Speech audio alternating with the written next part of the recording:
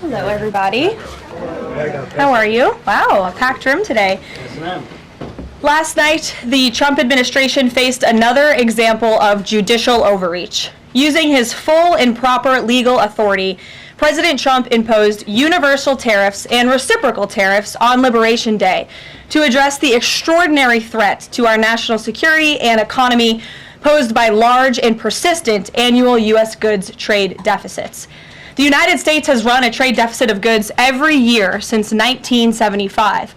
In 2024, our trade deficit in goods exceeded $1 trillion.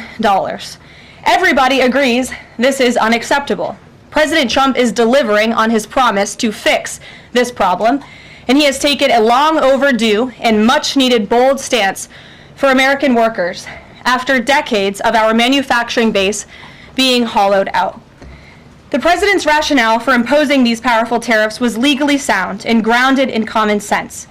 President Trump correctly believes that America cannot function safely long-term if we are unable to scale advanced domestic manufacturing capacity, have our own secure critical supply chains, and our defense industrial base is dependent on foreign adversaries.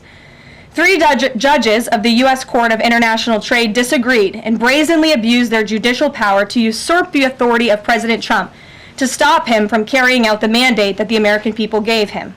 These judges failed to acknowledge that the President of the United States has core foreign affairs powers and authority given to him by Congress to protect the United States economy and national security. Congress had created the National Emergency Act to provide the congressional framework to strike down improper IEEPA use, and any questions over whether President Trump improperly imposed these IEEPA tariffs were already adjudicated in Congress following Liberation Day. Congress firmly rejected an effort led by Senator Rand Paul and Democrats to terminate the president's reciprocal tariffs. The courts should have no role here. There is a troubling and dangerous trend of unelected judges inserting themselves into the presidential decision-making process. America cannot function if President Trump, or any other president for that matter, has their sensitive diplomatic or trade negotiations railroaded by activist judges. President Trump is in the process of rebalancing America's trading agreements with the entire world, bringing tens of billions of dollars in tariff revenues to our country, and finally ending the United States of America from being ripped off. These judges are threatening to undermine the credibility of the United States on the world stage. The administration has already filed an emergency motion for a stay pending appeal and an immediate administrative stay to strike down this egregious decision. But ultimately, the Supreme Court must put an end to this for the sake of our Constitution and our country. With Congress returning next week, it's critical that Senate Republicans maintain the momentum and quickly pass the One Big Beautiful Bill. The One Big Beautiful Bill will truly make America safe and prosperous. The One Big Beautiful Bill includes the largest border security investment ever. That's why the law enforcement groups are lining up to encourage its swift passage. The National Fraternal Order of Police, the largest police union in the country, just endorsed key provisions of the bill. The FOP president announced their strong support, saying the One Big Beautiful Bill Act is more than legislation. It is a promise kept to the public safety officers across the country and a bold step toward an economy that respects, rewards, and uplifts the people who keep it safe. And the National Border Patrol Council, which represents nearly 20,000 Border Patrol agents, hailed the legislation as well. The group's president said this legislation provides a once-in-a-generation investment in the border security of our great country and will make America safer. The One Big Beautiful Bill will guarantee we can permanently have the safest, strongest, and most secure immigration system in American history. I also want to take the opportunity to debunk some false claims that have been circulating in the press about this bill. The blatantly wrong claim that the One Big Beautiful Bill increases the deficit is based on the Congressional Budget Office and other scorekeepers who use shoddy assumptions and have historically been terrible at forecasting across Democrat and Republican administrations alike. For example, just before Congress enacted the original Trump tax cuts at the end of 2017, the same CBO projected that growth would average a mere 1.9% over the next 10 years. However, by 2019, actual growth had surged to 3.4% once the Trump tax cuts went into effect, exceeding the CBO forecast by nearly 2 full percentage points.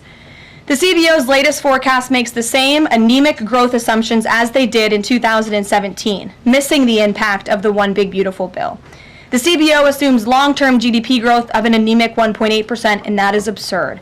The American economy is going to boom like never before after the One Big Beautiful Bill is passed. The largest middle-class tax cut in history, massive deregulation, and the most aggressive domestic energy exploration ever will fuel small businesses, further boost private investment, increase workers' wages, and supercharge economic growth. The Council of Economic Advisors has factored in the effects of all these pro-growth policies and estimated in their own analysis that growth will average 3% in the long run after the One Big Beautiful Bill is passed, which is nearly double the ridiculous CBO projection. This higher growth would result in $4.1 trillion in additional revenue over the next 10 years. Between the common sense spending reforms contained in the One Big Beautiful Bill and the robust economic growth that will be generated as a result of it, there will be no increase to the deficit. The same analysis from the CEA shows just how this historic package will unleash prosperity and ignite a blue-collar boom across America. But if the radical Democrats get their way and the One Big Beautiful Bill does not pass, Americans will face a whopping $4 trillion tax hike. This is unacceptable to President Trump. President Trump will not allow Democrats to massively raise Americans' taxes. Senate Republicans must get this bill passed. Failure is not an option. The American people are counting on Republicans to deliver. In other news, despite all the doom casting from the media, Americans are growing more and more optimistic about the economy under this president. Consumer confidence surged in May with the biggest monthly jump in 4 years, smashing expectations. According to the release from the Consumer Confidence Index, the increase in confidence was broad-based across all age groups, income groups, and political affiliations. Our country is clearly heading in the right direction under President Trump's bold leadership. For the first time in history of Rasmussen polling, a majority of Americans believe the country is on the right track. It's unsurprising because the president is fulfilling the promises he made to the American people. Here in our new media seat today, we have the editor-in-chief of The Federalist, Molly Hemingway. The Federalist is led by Molly and Sean Davis and provides fearless journalism and coverage of politics and culture to millions of readers all over the world. Thank you for being here, Molly, and why don't you please kick us off? Thank you, Caroline. Thank you. In the first Trump administration, there was an effort to stymie the agenda of Trump through the Russia collusion hoax perpetuated by many people in the media, including some people seated here, or the media outlets they represent, and other Democrats as well. The second Trump administration, to reference what you said at the beginning, seems to be subject to an effort to stymie the agenda using rogue lower court judges. You mentioned that the Supreme Court could and should do something to rein in these lower court judges. Also, Congress could do something about it, but they don't seem terribly interested in it. It also seems there's not much of an actual coordinated effort from this White House to take and tackle this effort from judges, Democrats and other people using these judges to stymie the agenda. Is there an actual effort by this White House to tackle this issue in a comprehensive way, and if so, what is it?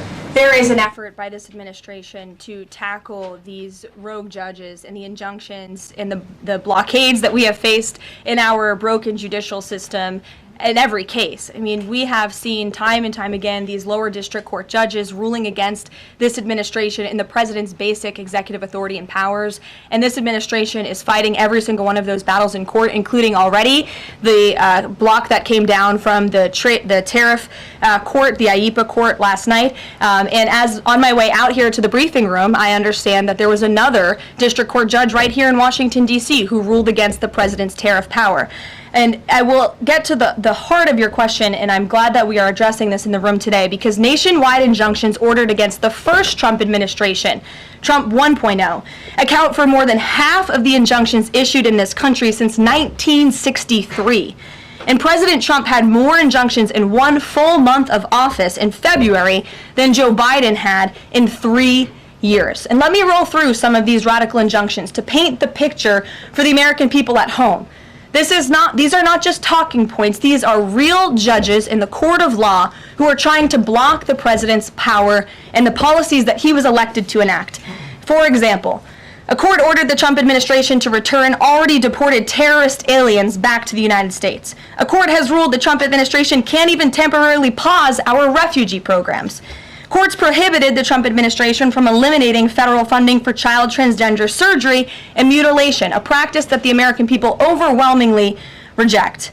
A court also held that the Trump administration could not ban people experiencing gender dysphoria or mental health issues from serving in the military. Ridiculous.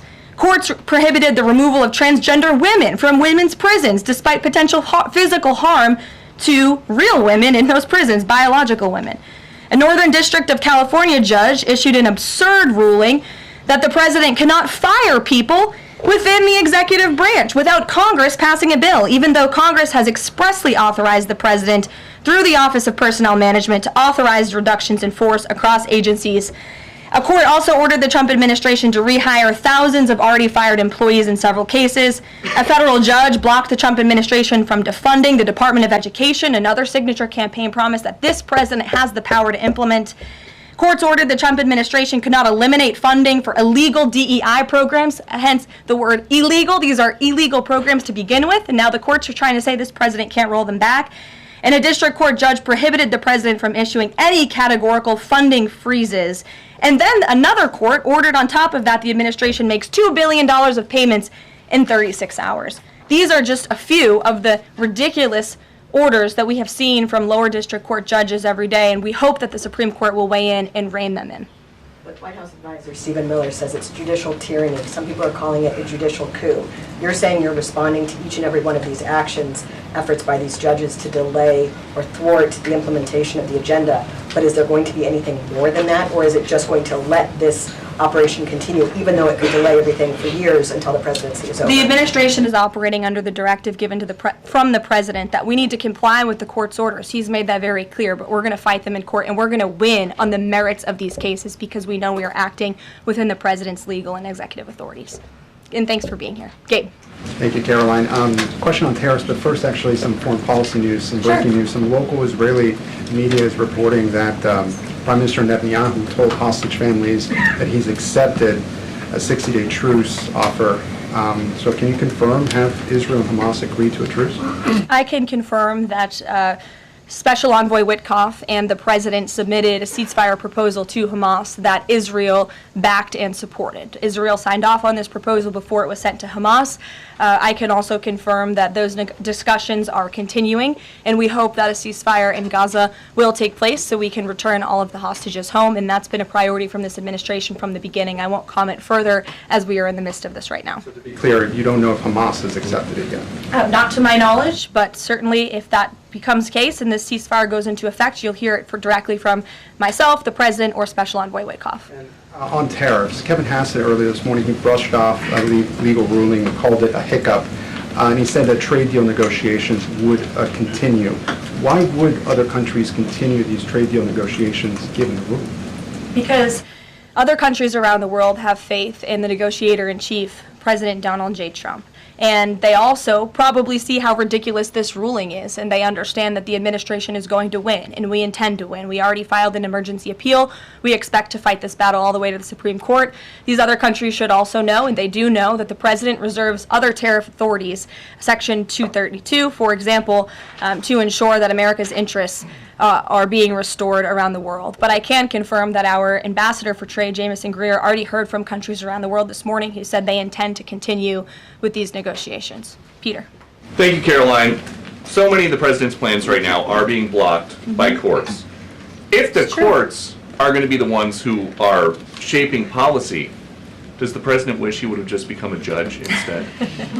I think the president would take this job over being a judge, and certainly the president is acting within his authority. He wishes judges would do the same. But so the courts are basically telling you guys they think that the White House's policies, the president's policies, are in some way against the law.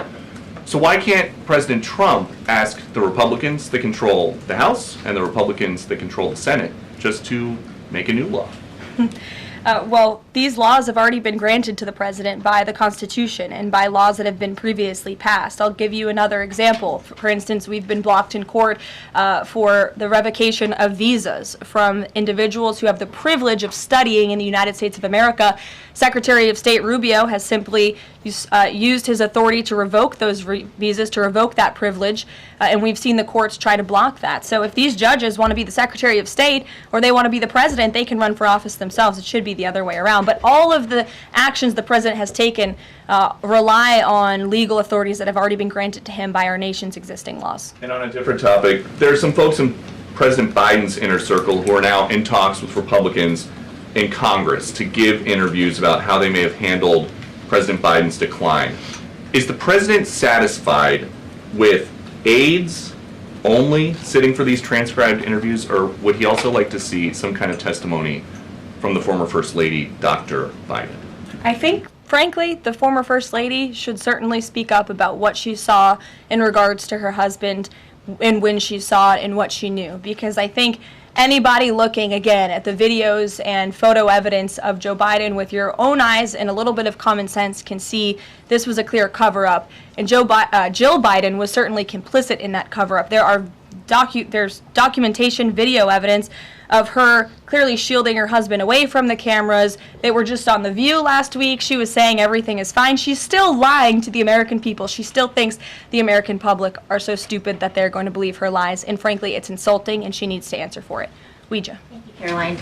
President Trump was asked what he thought about Elon Musk's claim that the big, beautiful bill increases the budget deficit and undermines the work of DOGE. And the president didn't actually comment on those remarks. He just talked about the need to support the bill. So what does the president think about what Elon Musk said? Well, the president is very proud of the one big beautiful bill, and he wants to see it pass. He wants the Senate to get to work on it and send it to his desk as quickly as possible.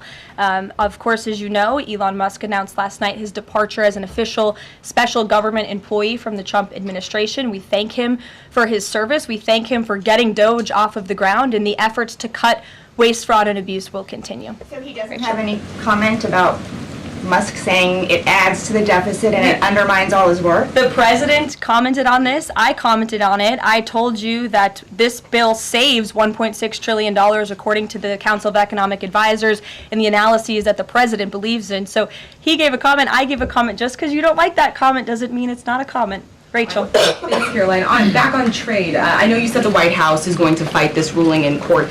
Is the administration actively reviewing other avenues, other options to carry out the president's trade policy? The president's trade policy will continue. We will comply with the court orders, but yes, the president has other legal authorities where he can implement tariffs. However, it does not dispute the fact that the president was right to declare a national emergency when it came to fentanyl and when it came to our crippling deficits and the lack of critical supply chains here at home. That is the reasoning for the president's tariffs. And the court didn't dispute those facts, by the way. And there have been other courts that have reaffirmed the president's position. In fact, a ruling in federal court earlier this month shows that the administration is in the right, said we will win on appeal. A federal district judge in Florida ruled that IEEPA, in fact, does grant the president the authority to unilaterally impose tariffs.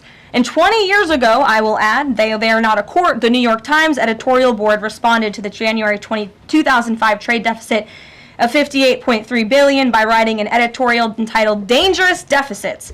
And since then, our trade deficit has more than doubled. The U.S. trade deficit in January totaled a whopping $131.4 billion. So people on both sides of the aisle, pundits, lawyers, legal scholars, politicians have all agreed that it is a national emergency, our trade deficits and our lack of critical supply chains here at home. It's just President Trump was the first president to actually act on it to restore that wealth and that prosperity to the United States of America. And it's very unfortunate that the courts are now blocking his attempts to do that. Has the administration then reached the point where you are actually asking your economic advisors to start reviewing other avenues to implement the president's trade policy, or do you want to just see this legal process take place for now? We can walk and chew gum at the same time. We are doing both. Josh. The Fed says that the president met with the Fed chair earlier today. I'm wondering if you can give us any readout of that meeting. The Fed also says that they discussed the economy. I imagine the president might have shared views on rates as well, but what can you Sure. share with us? I can share with you that we saw, the president and I both saw the statement that the Fed put out after the meeting. That statement is correct. However, the president did say that he believes the Fed chair is making a mistake by not lowering interest rates, which is putting us at an economic disadvantage to China and other countries. And the president's been very vocal about that, both publicly and now I can reveal privately as well. Did he speak at all about his plans for that position, but whether he would seek to move Jay Powell out of that position or keep him in until his term ends? No. Okay. Kristen. Very quickly on the tariff question, you mentioned Section 232 earlier. Are you suggesting that you might sort of speed up some of the existing 232 investigations? Or are you talking potentially using 232 as a replacement power if this ruling doesn't go your way? Of course, you hope it does. I'm not suggesting that. I'm just simply stating the fact that the president has other legal authorities he can use to implement tariffs, and the administration is willing to use those. As you know, we already have applied Section 232 tariffs on specific industries. Thank you. Yeah, thank you. President Trump said that he needed 1.5 to 2 weeks to determine whether or not he believed Vladimir Putin wanted peace. He has been in office now for 4 months. What does he believe is going to happen in the next 1.5 to 2 weeks that would change his opinion? Well, it is my understanding and it is our hope that Russia and Ukraine will engage in direct talks and negotiations next week in Istanbul, and we believe that meeting is going to take place, and that is a meeting the president encouraged and urged for these two sides to come together and negotiate directly. And the president has been clear from the very beginning of this conflict that he wants to see this conflict solved on the negotiating table, not on the battlefield, and he's told that to both leaders, again, both publicly and privately. So hopefully next week it will move the ball forward in this. Is going to participate in those conversations? We will let you know if the president plans to send a representative. I'm not tracking that at this time. Kelly, in the back. Thanks, Caroline. Sure. I wanted to just clarify once and for all the Qatari jet, the sale, or the gift, because the Qatari government is asking the U.S. to clarify that the jet's pending transfer was initiated by the Trump administration. So is this something that the White House is going to do? The amount of questions we've received, and we've been incredibly clear, and I have answered this, the president has answered this, the Department of Defense has answered this. This is a government-to-government gift transfer from the Qataris to the Department of Defense, to the United States Air Force. It is now in their hands, and for further details on where that stands, I would defer you to the Department of Defense and the United States Air Force. I have nothing more for you on that. Deanna. Thanks, Caroline. 2 questions, one on Big Beautiful Bill, one on immigration. Sure.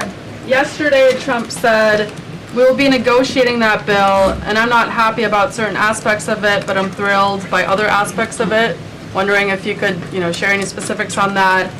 And in immigration, do you know how many illegal migrants have taken Trump's voucher program so far and have deported themselves? I believe it's in the thousands of those who have chosen the easier route of self-deportation, and we certainly encourage all illegal aliens who are present within our homeland to take that option. It's a much more pleasant option than being deported, and we will deport you if you're here illegally. That's our intention. As for the first question, what the president was speaking about is how this is a great bill. However, it has come as a result of a hard negotiation. It's difficult to get things done on Capitol Hill, but thanks to President Trump, this bill is moving in the right direction, and thanks to House Republicans and the leadership over there as well, who did a great job mediating both sides of the caucus to move this bill to the Senate. And now the president, again, has told his friends on the Senate side and is already engaged in those conversations to get that bill back to his desk as soon as possible. Sure.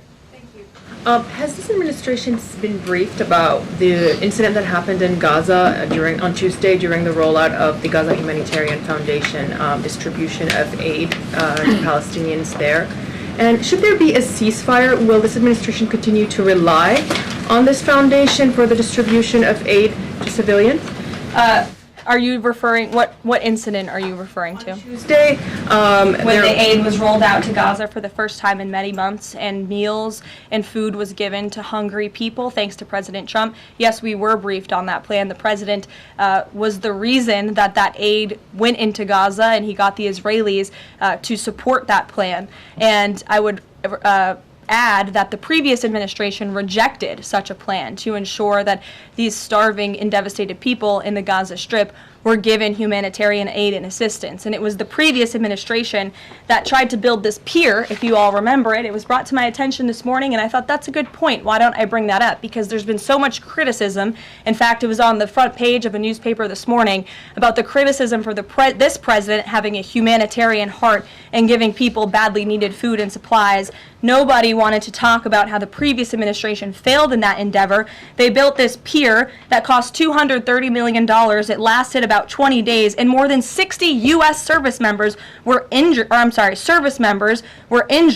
As a part of this floating aid pier that did nothing for the people of Gaza. The president is opening up his humanitarian heart to get aid into the region, while his team simultaneously negotiates a ceasefire and the return of all hostages. We are moving the ball forward in a positive direction for all people. The president wants to see peace for all people. Jasmine. Thanks so much, Caroline.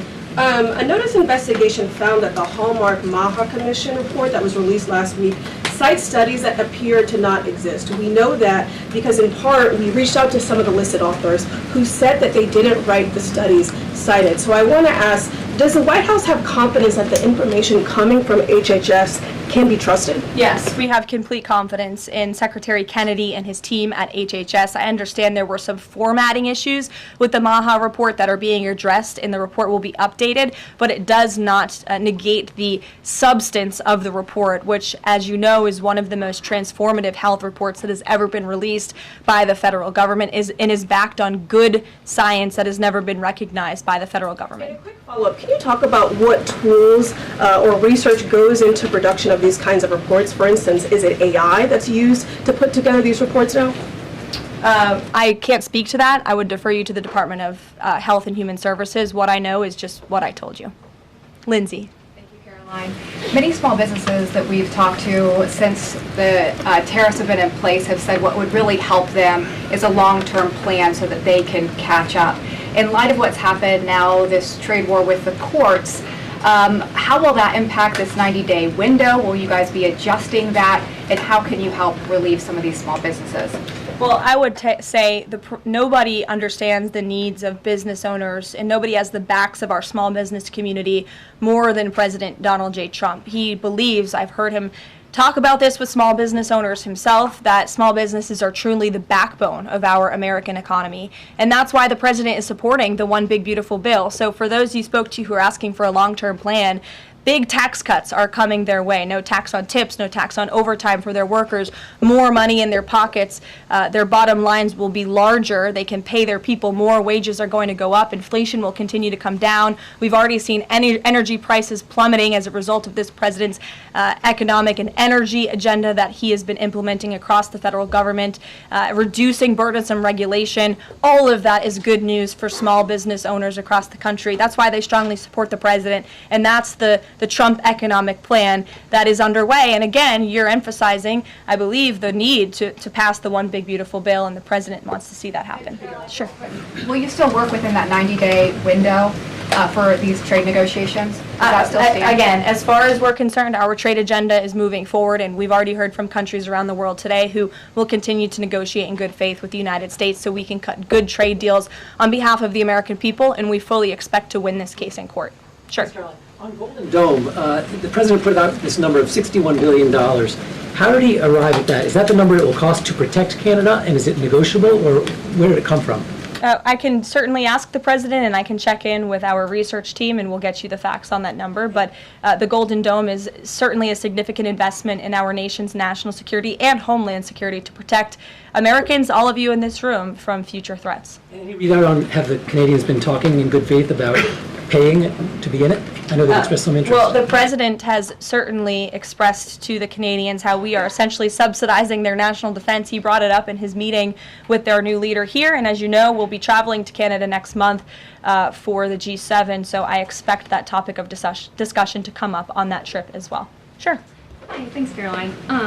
There was a May Day USA rally in Seattle that happened over the weekend that developed into some protests and riots. The Seattle Mayor Harrell said that it was a far-right rally held here to provoke a reaction by promoting beliefs that are inherently opposed to our city's values, which he defined as LGBT values. I know the FBI is looking into this, but has the president reached out to the mayor at all, asked him to apologize for this, and is this something that the administration would consider an example of anti-Christian bias? I'm not aware of that case. I know the FBI is looking into it, but I'm not aware of any phone calls the president may or may not have made to the mayor of that city. And then on DOGE, we know that Elon Musk is leaving. Do you have an updated leadership structure for who is leading the group? Is Russ Vought involved? And what is its new mission now, if any? Well, the entire cabinet is involved, and I spoke to the president about it this morning, and the entire cabinet understands the need to cut government waste, fraud, and abuse, and each cabinet secretary at their respective agencies is committed to that. That's why they were working hand in hand with Elon Musk, and they'll continue to work with the respective DOGE employees who have onboarded as political appointees at all of these agencies. So surely the mission of DOGE will continue, and many DOGE employees are now political appointees and employees of our government, and the best of my knowledge, all of them intend to stay and continue this important work. Is there a DOGE leader taking the place of Mr. Musk? Well, again, the DOGE leaders are each and every member of the president's cabinet and the president himself, who is wholeheartedly committed to cutting waste, fraud, and abuse from our government. Michael. Thank you, Caroline. There's conflicting reports out of the Middle East right now. Saudi television network Al Arabia is saying that Israel and Hamas have agreed to a 60-day ceasefire. Sources with Hamas are saying that has not been agreed to. If and when that does happen, will we expect to hear something from President Trump announcing that? As I said earlier, yes, indeed. If there is an announcement to be made, it will come from the White House, the president, myself, or Special Envoy Witkoff. Caroline, one big beautiful bill. The president says he's not happy with all aspects of it. What changes would he like to see be made? And can this bill be both big and beautiful? It is a one big beautiful bill, as the name rings true, and the president, as I said, is currently working with his friends in the Senate who have some recommendations for the bill. Those negotiations and discussions are continuing, but the president's ultimate priority is to get this bill back to his desk for signature. And the president's priorities in this bill are non-negotiable in terms of the tax priorities he wants to see and the large tax cuts in the border investments that are currently in this bill. He is not going to allow them to go away for the American people. Sure, go ahead. Yes, I wanted to ask you about, has the president spoken to any of these foreign leaders about these agreements that have been reached, specifically the case of the United Kingdom that already has an agreement in place after this decision of the court in New York? Has the president talked to foreign leaders about what? About the court decision in New York. Which court decision in New York? The trade court. Oh, the trade court decision. He did speak to the leader of Japan this morning, and he said that was a very good call and a good discussion. And as I said, the president's cabinet, Secretary Lutnick, Secretary Bessent, and Ambassador Jameson Greer have all been in touch with their counterparts in countries around the world to let them know the United States will still be at the negotiating table, and we still expect countries around the world to treat us fairly. Again, I will just close by saying that how ridiculous it is that we have been ripped off, our middle class has been hollowed out, our manufacturing base has left and gone overseas, jobs have been offshored, and now no court did anything about that. No court did anything about hundreds of thousands of people being put out of work, about thousands of factories being closed down, about our deficits going to dangerous levels, as the New York Times has said. But now a court is trying to stop a president from trying to correct those wrongs of the past. And this administration will continue to do that. It's a promise the president made to the American people, and it's a promise they elected him on. We will win this battle in court, and the president will implement his America First trade policies. Thank you, everyone. Is the U.S. Steel situation tomorrow at the speech? I can tell you the president greatly looks forward to going to Pittsburgh, Pennsylvania, where he will discuss this historic deal and discuss American jobs and American steel, and we hope to see you all there. Thanks, guys.